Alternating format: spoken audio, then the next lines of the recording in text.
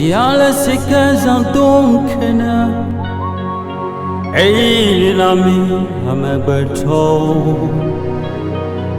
et l'ina vifafan et l'ina jijo popolo ma on peña la mentona o elitebe Ciel, Sénégal mawam enyo ge koko ma upenya la mentona o elitebe Ciel, Sénégal mawam enyo ge koko enyo ge lo enyo ge koko Ciel, Sénégal mawam enyo ge koko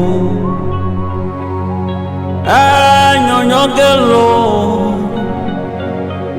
enyo ge koko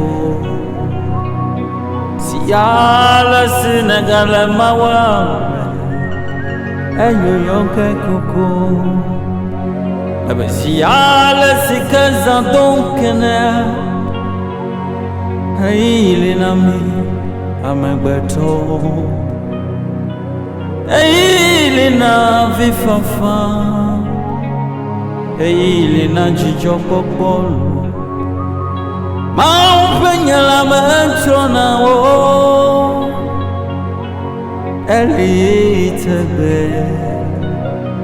Ciel, Sénégal mawam enyo ge koko ma upenya la mentona o elitebe Ciel, Sénégal mawam enyo ge koko ma upenya la mentona o elitebe Ciel, Sénégal mawam enyo ge koko enyo ge lo enyo ge koko Ciel, Sénégal mawam enyo ge koko enyo ge lo enyo ge koko Ciel, Sénégal mawam enyo ge koko Jipo Aponu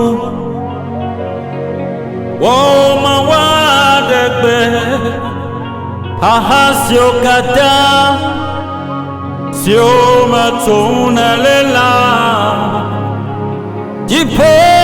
Aponu anaoji acheme Jipo Aponu biape mawadegbe bebe ahasio kata sio matuna lela Jipo Aponu anaoji acheme oh man chilele oh hey man no nene oh man chilele oh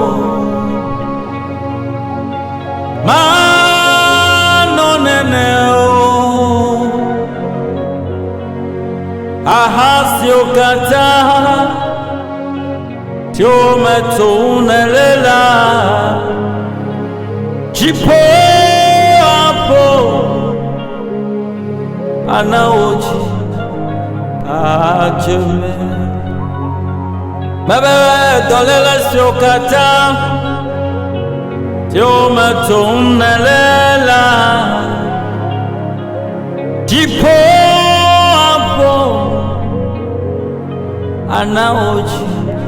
ajeme oh ma chineno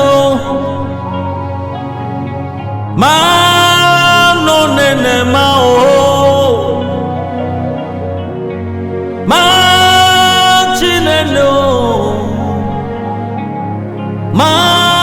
no nene ma o de ahasio kata yo matunelela